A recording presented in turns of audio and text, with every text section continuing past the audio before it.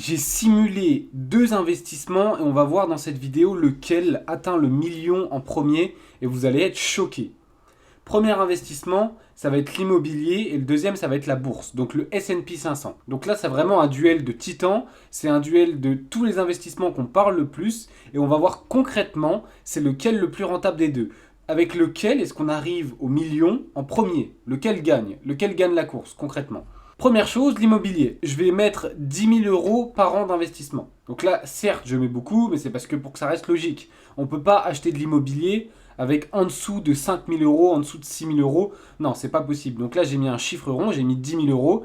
Et c'est là qu'on verra concrètement lequel va arriver le premier. Donc si on met 10 000 euros d'investissement par an, donc ça va être de l'apport. Évidemment, on va utiliser la banque. C'est avec la banque qu'on fait de l'argent en investissement. Enfin, c'est avec la banque qu'on fait de l'argent en immobilier. Sans la banque, on fait rien en immobilier. On fait très très peu en tout cas. Donc là, on utilise 10 000 euros d'apport par an. Et du coup, grâce à cet apport, nous, on va acheter un bien à 100 000 euros. Donc on met 10 000 euros, on achète un bien à 100 000 euros tous les ans. Tous les ans. Je sais que c'est beaucoup et c'est pour ça que c'est pas réaliste. Maintenant, c'est possible de le faire tous les 2 ans. Si vous avez une bonne paye et que vous épargnez très bien, c'est possible de le faire tous les 2 ans. Et même tous les ans si vous êtes vraiment chaud. Si vous êtes vraiment très très chaud, vous le faites tous les ans et là vous allez voir que ça va payer énormément. Première des choses, donc on va acheter un bien à 100 000 euros et celui-là va nous rapporter 700 euros par mois. Donc chaque année, on va gagner 700 euros par mois en plus. Ce qui nous fait 8 400 par an. Donc chaque année, on va gagner 8 400 par an en plus. Donc la première année, on va gagner 8 400. La deuxième année, 16 800. La deuxième année, 25 200, etc., etc. Je vais vous mettre une photo à l'écran où je vais faire tous les calculs et vous allez voir chaque année, vous allez gagner combien. Grâce à cet investissement, au bout de 15 ans, vous avez un capital d'exactement, et j'ai fait les calculs, donc je vais vous dire, 1,8, 1 million 8. Enfin 1 million et 8 000 euros. Donc tout pile, au bout de 15 ans, tout pile, vous avez 1 million et 8 000 euros. 15 ans, c'est très peu, on est bien d'accord. Maintenant, c'est sûr que là, on envoie de l'investissement. Et ce que je vous dis pas, c'est qu'au bout d'un moment, on n'investit même plus les 10 000 euros. Parce que là, vous investissez 10 000 euros par an. Sauf que vous gagnez 700 euros par mois. Évidemment, il y a la mensualité. Et là, c'est pour ça qu'on parle en patrimoine. Hein. On n'a pas 1 million sur notre compte. Non, on parle en patrimoine parce que les 700, il y a la mensualité, etc. Évidemment, on ne vend pas de rêve. C'est la vérité. Il y a la mensualité à rembourser. Mais maintenant, ça crée du patrimoine parce que la mensualité, c'est la maison, concrètement.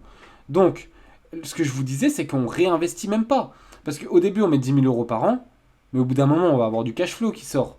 C'est-à-dire qu'on gagne 700. Mais on va avoir du cash flow et celui-là, on le réinvestit même pas. On le réinvestit même pas parce que sinon, ça serait beaucoup plus rapide, croyez-moi. Deuxième des choses, ça va être la bourse. Si je divise 10 000 euros en un an, c'est 833 dollars, enfin 833 dollars ou euros, c'est pareil, que vous mettez chaque mois avec 8% d'intérêt, donc c'est la moyenne du S&P 500. Vous le mettez une fois par mois. Au bout de 31 ans, vous avez un capital de 1,350 millions et vous avez gagné 1 million. Je vais refaire les calculs parce que comme l'immobilier, j'ai mis 1 million et que en capital, je vais refaire les calculs. Ok, du coup, je viens de refaire les calculs et si on prend la bourse, donc là, vous avez gagné 1 million en 31 ans, mais c'est en 28 ans que vous avez un capital d'1 million. 28 ans, vous avez un capital d'1 million et 40 000 euros. Donc c'est là que concrètement, vous êtes millionnaire. Maintenant, on voit une réelle différence quand même avec l'immobilier. Et en plus, ce que je ne compte pas dans l'immobilier, c'est qu'on peut créer de la valeur dans un bien. C'est-à-dire que si on achète un bien à 100 000 euros, peut-être que si on fait des travaux et qu'on met 20 000 de travaux, eh ben ce bien, on va lui faire prendre de la valeur et il va peut-être en valoir 140. Donc si on compte en patrimoine, comme on a fait du coup avec la bourse, eh ben ça peut aller beaucoup plus vite.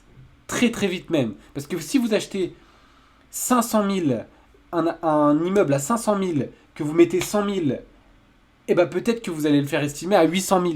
Et là, ça peut aller très très vite d'avoir 1 million de patrimoine. Maintenant, on n'a rien remboursé, évidemment. Là, c'est du patrimoine qui est à la banque, c'est pas à nous. Là, ce qu'on a fait, c'est du remboursé, hein, concrètement. Maintenant, c'est pour ça qu'en créant de la valeur, vous pouvez gagner énormément de plus-value latente non réalisée. Donc l'immobilier, en fait, ça va pas non plus sans la bourse, parce que la bourse, en fait, c'est extrêmement passif. Et une stratégie qui est intéressante, du coup, c'est utiliser l'immobilier fortement Et utilisez la bourse à côté. Parce que la bourse, là, c'est du 100% passif. Vous mettez chaque mois sur le S&P 500. En moyenne, vous faites 8% par an. Vous faites peut-être un peu moins, peut-être un peu plus. En fonction du moment où vous investissez. Hein, ça dépend si vous avez de la chance ou pas. Mais il faut utiliser les deux. Parce que la bourse, ça vous prend 0 temps. L'immobilier, ça vous prend plus de temps. Mais vous allez créer de la valeur dans vos biens. Et au bout de 15 ans, eh ben, vous avez des résultats qui sont exceptionnels. Et on est bien d'accord. Maintenant, je suis bien d'accord aussi pour dire que l'investissement, il est énorme tous les ans. Même si je vous ai dit qu'après, vous investissez beaucoup moins parce que vous avez également du cash flow qui rentre. Mais on est bien d'accord que l'investissement, au début, il est très gros. Et je suis d'accord. Maintenant, on ne fait pas d'immobilier sans argent. Si vous allez voir la banque et que vous lui dites, moi j'ai un compte, je suis à découvert et j'ai 5000 euros à mettre, non.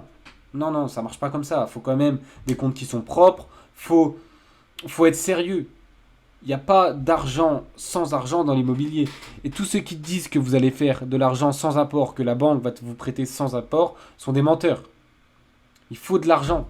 Il faut soit de l'argent, soit de l'hypothèque. Mais c'est beaucoup plus dur d'avoir de l'hypothèque.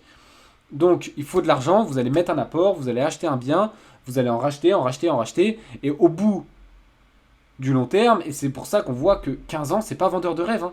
15 ans, c'est déjà beaucoup. Vous commencez à 20 ans, à 35, vous êtes tranquille. Ok, maintenant, c'est quand même 15 ans de taf, c'est quand même 15 ans de charbon, c'est 15 ans où vous allez épargner énormément. Donc, évidemment, ça, c'est sur le papier. Hein, ça va peut-être mettre plus de temps parce que vous n'allez pas du tout épargner 10 000 euros, vous n'allez pas mettre 10 000 euros par an. Ça va peut-être mettre plus de temps. Maintenant, c'est un exemple. Et on voit bien que maintenant, c'est l'immobilier qui gagne la course. L'immobilier, c'est extrêmement rentable. Il y a peu de personnes qui en parlent. Beaucoup de personnes vendent la bourse. La bourse, c'est excellent parce que ça prend très peu de temps. Et c'est pour ça qu'il faut allier les deux. Dans un portefeuille, il faut allier les deux. Il faut avoir des obligations, de l'or, de la bourse et de l'immobilier. Et l'immobilier, en fait, c'est totalement différent. C'est un secteur qui est à part parce qu'on va pouvoir travailler dedans pour créer de la valeur. On va devoir faire des rendez-vous à la banque, au notaire, chez ton comptable, etc., etc. Donc c'est pour ça que il faut utiliser les deux. Maintenant, l'immobilier, ça va te prendre beaucoup plus de temps et c'est pour ça que c'est plus rentable. Mais qui arrive le million en premier, c'est largement l'immobilier qui est largement devant. Donc voilà, c'est tout pour cette vidéo. Si tu as une question, un conseil, peu importe, soit tu m'écris dans le Telegram qui est dans la description, soit tu me mets un commentaire et on se retrouvera pour une prochaine vidéo. Allez, ciao!